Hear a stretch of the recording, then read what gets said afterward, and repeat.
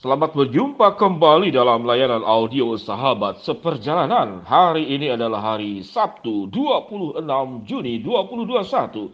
Tema renungan kita dan saat teduh dengan judul Dicari Dibutuhkan Teladanis. Dicari dibutuhkan teladanis, orang-orang yang bisa memberikan teladan dalam kehidupan. Firman Tuhan terambil dalam 1 Petrus pasal yang kedua, ayat ke-21. Demikian bunyi firman Tuhan.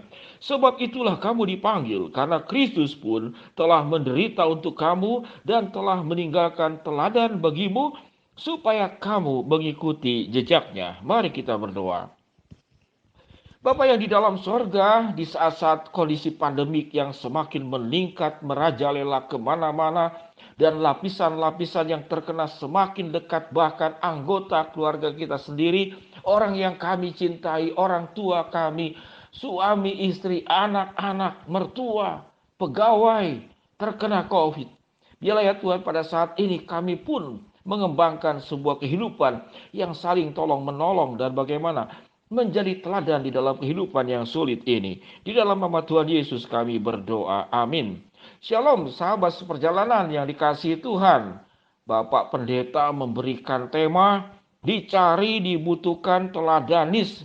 Tidak pernah ada istilah teladanis. Namun kalau kita bicara tentang is belakangnya, itu berarti sebuah keahlian. Sebut saja dokter spesialis, artinya yaitu adalah keahlian. Pianis itu ahli bermain piano.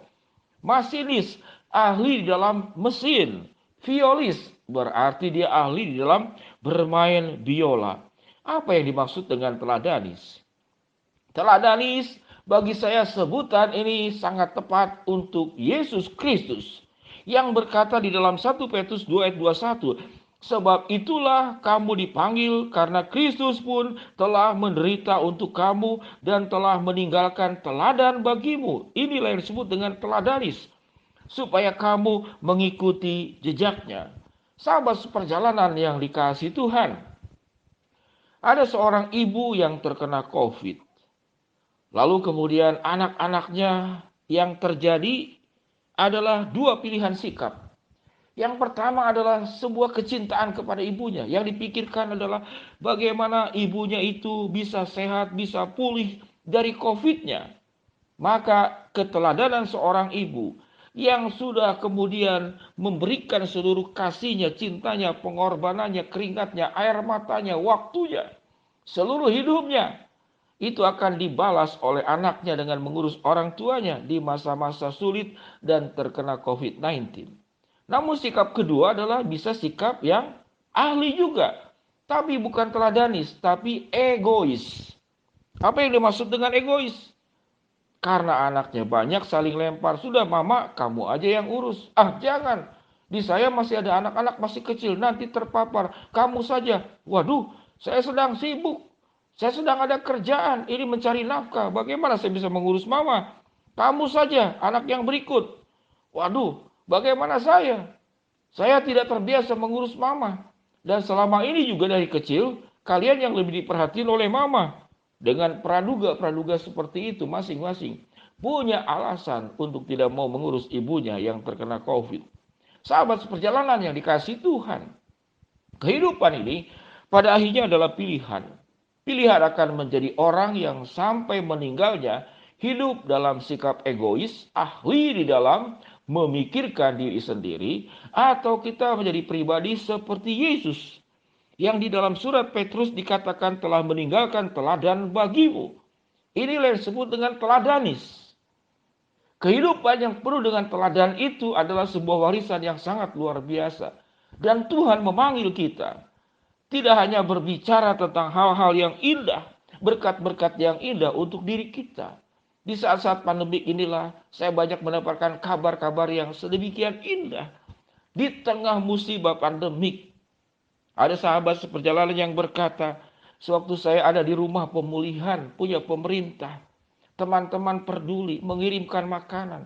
Ada sahabat seperjalanan yang tatkala terkena COVID, teman-temannya, sahabatnya, saudaranya, pihak gereja mengirimkan minyak, mengirimkan telur. Akhirnya telurnya banyak sekali.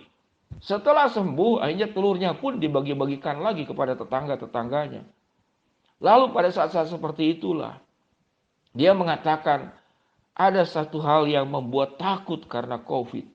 Namun ada air mata yang dikeluarkan itu merasa bahagia. Karena di masa-masa sulit inilah, ada banyak orang-orang yang kemudian membagikan kebaikan. Sehingga beratnya penyakit, beratnya masalah hidup, beratnya kesulitan, sama masalahnya, namun menjadi ringan.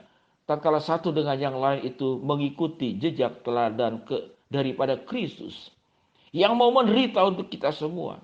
Sahabat seperjalanan yang dikasihi Tuhan, kita membutuhkan obat di masa pandemi ini, apapun nama obat COVID-19-nya.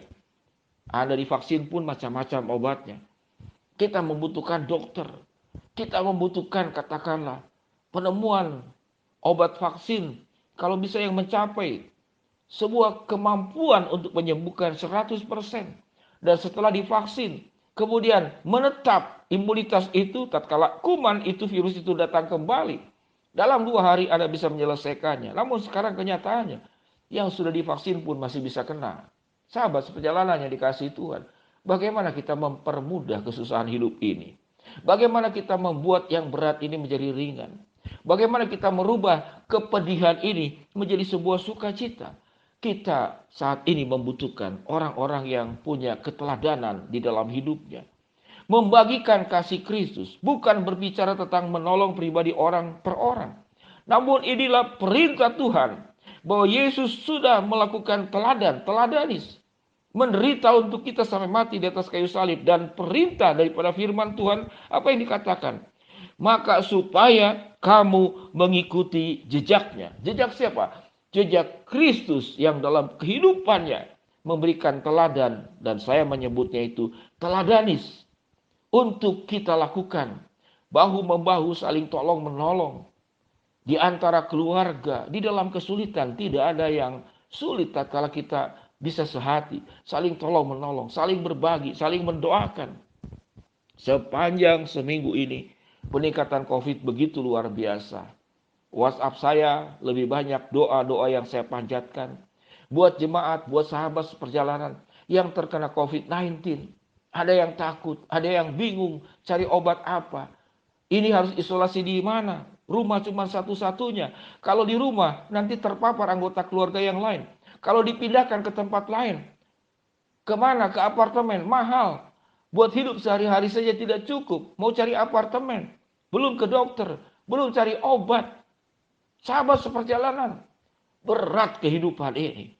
Namun di tengah beratnya kehidupan tentu ada kita yang jauh lebih leluasa untuk berbagi kebaikan.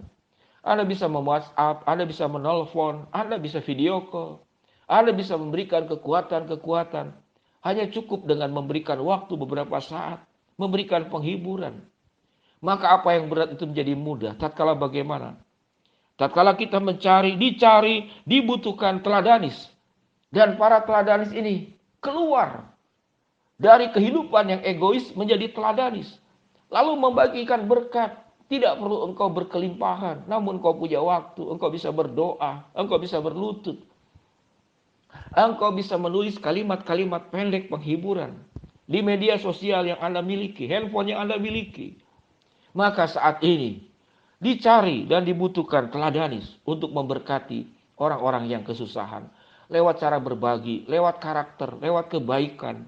Lewat kemurahan hati. Lewat apapun juga. Kita bisa menjadi pengikut Kristus yang mengikuti jejak teladan daripada Kristus sendiri. Mari kita berdoa. Bapa ya, kami yang di dalam sorga, hamba-Mu berdoa ya Tuhan buat sahabat seperjalanan yang jualan mie yang kemudian sepi luar biasa. Bila ya Tuhan akan memberikan kelancaran di dalam usaha ini dan tetap kuat. Hamba-Mu juga berdoa untuk salah satu keluarga tatkala ekonomi semakin sulit. Anaknya bermimpi untuk bisa kuliah ke luar negeri. Biarlah anaknya juga bisa memahami akan kondisi kesulitan ekonomi keluarga. Untuk bisa menyesuaikan dan tidak memaksakan.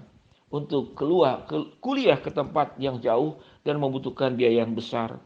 Hamba-Mu juga ya Tuhan berdoa untuk sahabat seperjalanan yang memiliki hutang yang tidak terbayar. Kami percaya Tuhan akan membukakan jalan. Buat sahabat seperjalanan juga, karena kondisi ekonomi. Memang punya rumah, dan rumahnya akan dijual, dan terus mendoakan, Pak Pendeta tolong doakan agar rumah saya bisa terjual. Tuhan juga berkati agar rumahnya bisa terjual dan dapat harga yang cocok. Pada akhirnya, hamba menyerahkan semua sahabat seperjalanan dengan segala kesulitan problem hidup masing-masing. Tuhan menolong, Tuhan menyembuhkan, Tuhan membuka jalan, dan Tuhan memberikan kekuatan di dalam kami menjalani semuanya. Di dalam nama Tuhan Yesus kami berdoa. Amin. Shalom sahabat seperjalanan yang dikasihi Tuhan. Jadilah teladanis dan bukan pribadi yang egois. Tuhan memberkati kita semua. Amin.